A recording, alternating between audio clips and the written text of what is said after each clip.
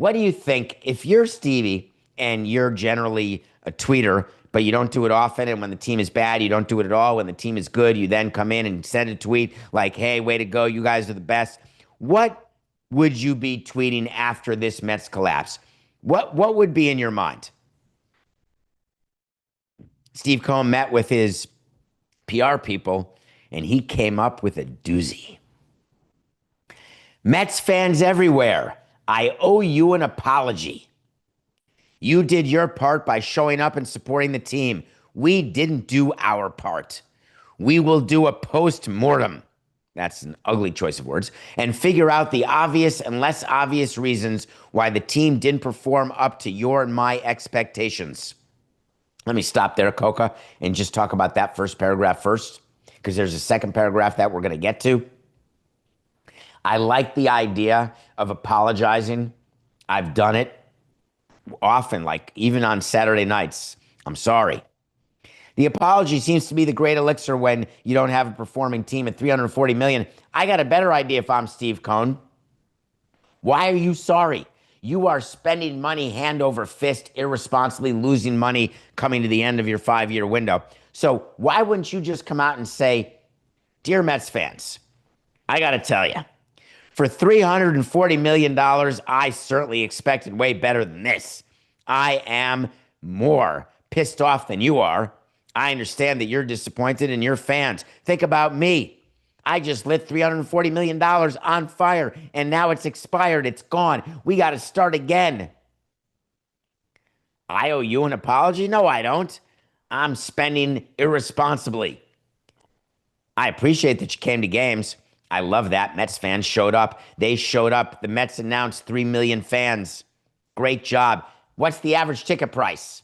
I want to know the gate revenue. I want to know if the ticket prices were down, where the ticket price is up, because don't let attendance fool you.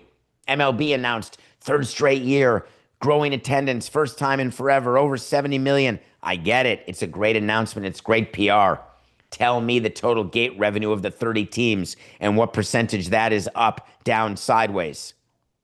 That's where you really understand what's happening with your fan base and with your team. It's a great job by the Mets to draw those people. There is no doubt.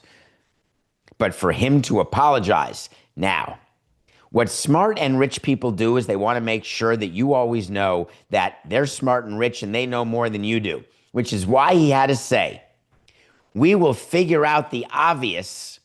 Well, that's easy. We've got pundits who are talking about it. We had Coca telling you they need starting pitching. You have people telling you everywhere what the Mets need, what they didn't do, what they have to do, what they should do, what they could do. But Steve Cohen needs you to know he's smarter than you are, because what he said is, we'll figure out the obvious and less obvious reasons. That's my favorite. We've got analytics people. It's what we do. And we're going to dig deep into the numbers in a way that you can't. And we will come up with the less obvious reasons why we stunk. And then what? What are you going to do? He didn't say. He said they're going to come up with the less obvious reasons why the team didn't perform up to your and my expectations.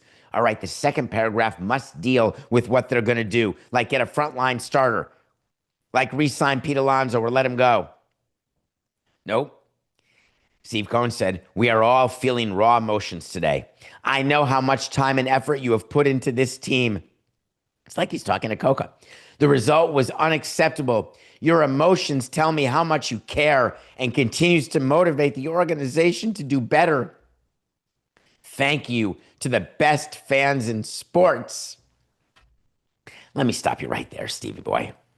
The Mets fans are not the best fans in sports. You know it. I know it. They know it. We all know it. That's okay. There can only be one best fans in sports, period. It's not the Mets. Fine. We move on. Why in your tweet did you not finish with, "Here's the plan.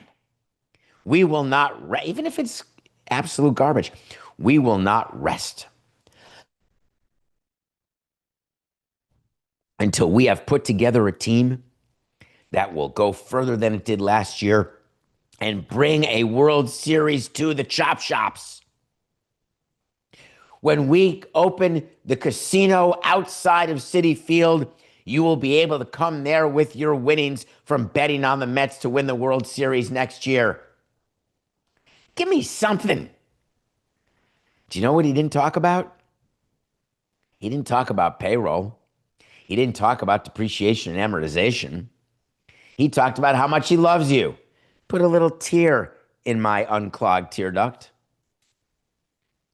Wait to see, Coca. Add it to the document at davidsamsonpodcast.com, please. We have our predictions for the postseason from hour one. Those are wait to sees. But I've got a wait to see for you.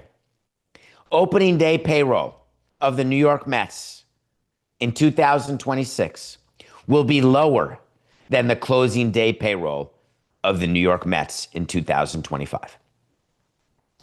Does that mean that they're going to have a low payroll? No.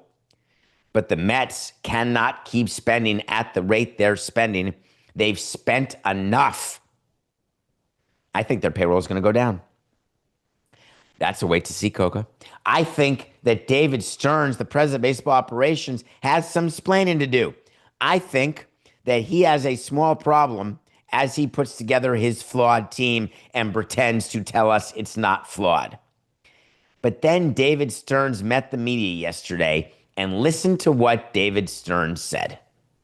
Yeah, look, I think I take ownership over this roster. I've been here now for 2 years. That's plenty of time to shape a roster, to meld a roster. And so, yeah, I take ownership over the players that are here.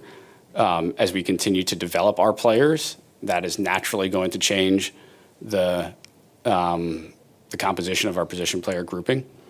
And yeah, I'd say holistically we need to get better defensively. Coca, I don't know if you need a break, but I just want to, while we're here and we're live, and I just wanted to look up, what does holistic mean? Holistic. According to AI, to view something as a complete system rather than a collection of separate parts, emphasizing the interconnectedness and interdependence of all its components. A holistic approach considers the entire entity, a person, a problem, or a system. Thank the Lord. Thank God, David. David Stearns is going to take a holistic approach. He's going to look at player development and scouting. He's going to look at major leagues and minor leagues. Will he look at finance and marketing too? We're going to take a brand new look. I like that he took responsibility for the roster, even though all those rookies were not drafted by him, but are now on the team. I think it's totally true that after 2 years, it is your roster. That is self-serving because in my second year in Florida, we won the World Series, and it was all me and Larry Beinfest and Jeffrey Loria. Hell yeah. Yeah, it was. I kept telling you it was. I mean, I wasn't that tired from killing the Expos. I had plenty of injury of 4869. I wasn't that tired from killing the Expos. I had plenty of energy. Scuff